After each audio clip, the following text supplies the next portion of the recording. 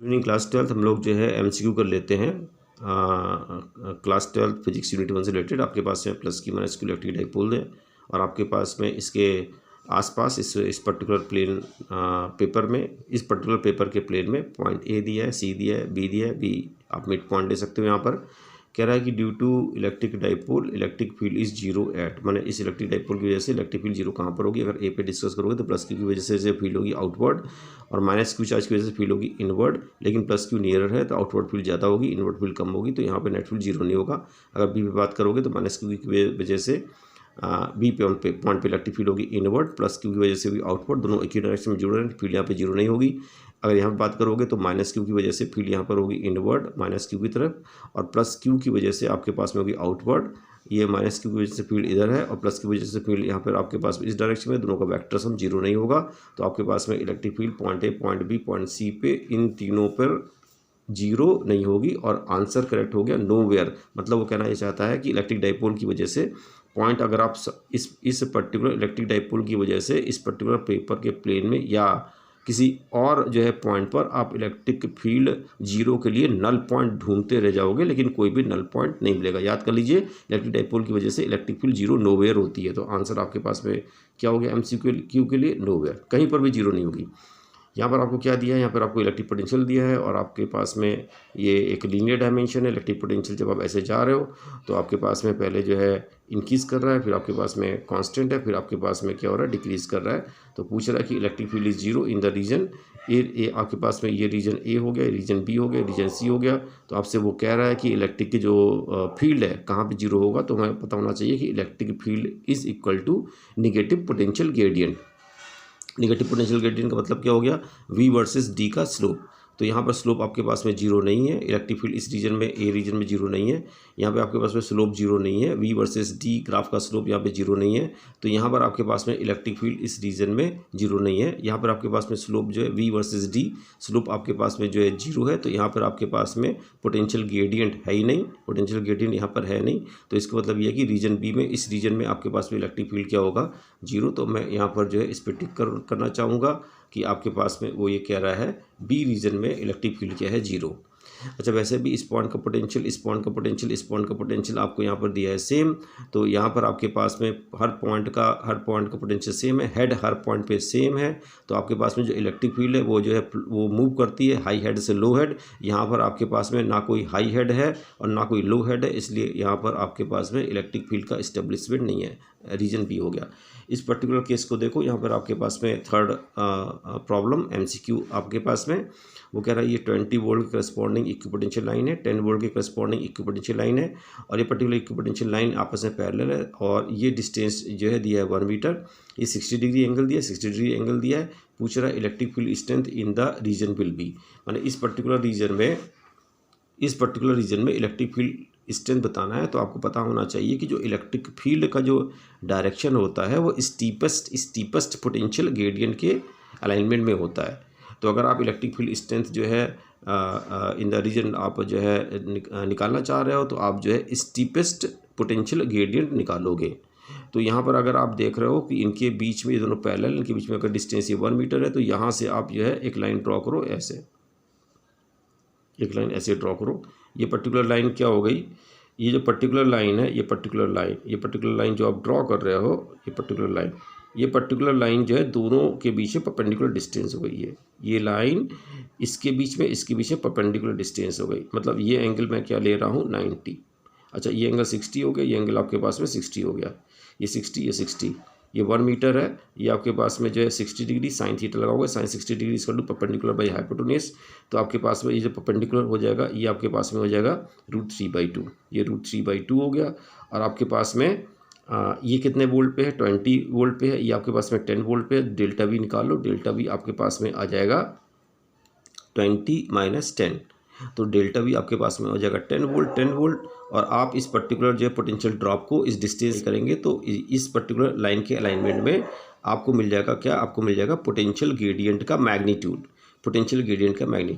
इस direction field क्या है, फील्ड आपकी जो है इस अलाइनमेंट में है और इस पर्टिकुलर पॉइंट के बीच में ड्रॉप आपके पास में कितना है 20 - 10 10 वोल्ट, और डिस्टेंस आपके पास में कितना आ गया, आपके पास में आ गया √3/2। तो delta V by delta R से आपके पास में 10 डिवाइडेड बाई आ गया √3/2, तो आपके पास में आ गया 20/√3 वोल्ट पर मीटर। तो ये आंसर आपके पास में करेक्ट हो गया।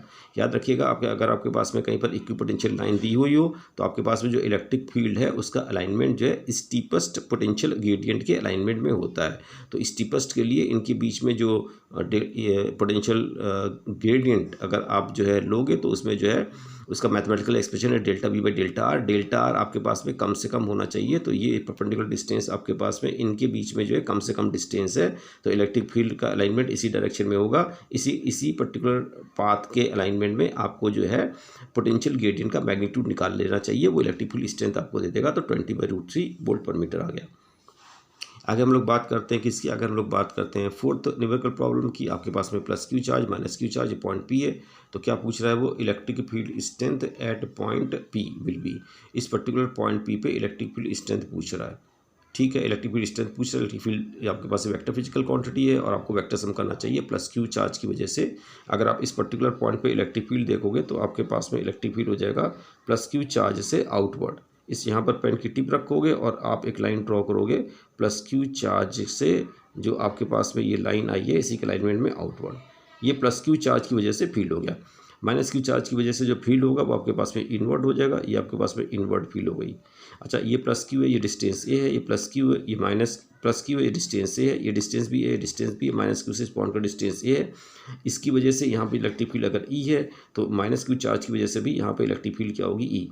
उसका मैग्नीट्यूड क्या हो जाएगा, इसका मैग्नीट्यूड क्या हो जाएगा, इसका मैग्नीट्यूड हो जाएगा 1/4πε0 q/a², और इसका भी मैग्नीट्यूड हो जाएगा 1/4πε0 q/a²।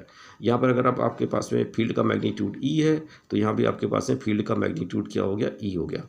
अच्छा, ई और ई के बीच में जो ये एंगल है आपके पास में, ये एंगल पे अगर आप गौर करो तो 120 डिग्री है।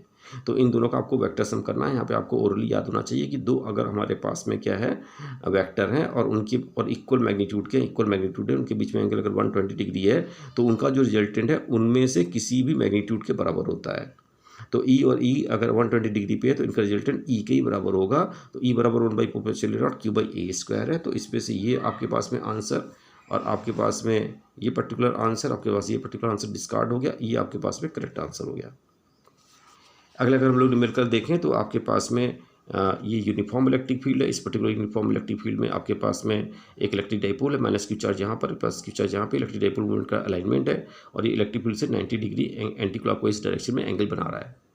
वो कह रहा है आपसे, देखें स्टेटमेंट क्या कह रहा है maximum amount of energy released when dipole is set free from given position in uniform electric field. वो कह रहा है कि इस पर्टिकुलर जो है यूनिफॉर्म इलेक्ट्रिक फील्ड में, इस पर्टिकुलर ओरिएंटेशन से इलेक्ट्रिक डाइपोल को छोड़ दो तो मैक्सिमम अमाउंट ऑफ एनर्जी कितनी रिलीज करेगा। तो हमें पता होना चाहिए कि अगर आपके पास में इलेक्ट्रिक डाइपोल मूवमेंट का डायरेक्शन है, इसको अगर आप छोड़ दोगे यूनिफॉर्म इलेक्ट्रिक फील्ड में और आप हट जाओगे तो ये पर्टिकुलर जो वेक्टर पी है ये आपके पास में इस तरह से ओरिएंट होगा सो दैट कि इसका जो डायरेक्शन है इलेक्ट्रिक फील्ड के डायरेक्शन में अलाइन हो जाए। उस समय क्या होता है, वेक्टर पी और वेक्टर ई का डायरेक्शन अगर सेम होता है तो उस समय जो है सिस्टम की पोटेंशियल एनर्जी क्या होती है, मिनिमम। और फॉर्मूला होता है आपके पास पोटेंशियल एनर्जी का U = -P cos थीटा, तो थीटा बराबर 0, U = -P। तो यहाँ पे पोटेंशियल एनर्जी आपके पास में कितनी हो गई, -P। ये जो है डाइपोल घूम करके, ये पर्टिकुलर डाइपोल का डाइपोल मूवमेंट घूम करके इस डायरेक्शन में अलाइन हो जाएगा, ऐसे से यहाँ से जो है इस डायरेक्शन में अलाइन हो जाएगा, और तब इसकी जो है फाइनल स्टेज में पोटेंशियल एनर्जी हो जाएगी -P। अच्छा, इस स्टेट में पोटेंशियल एनर्जी क्या है, U = आपके पास है -P cos 90, क्योंकि आपके पास है P, ये वेक्टर P है, ये E है, एंगल 90 है।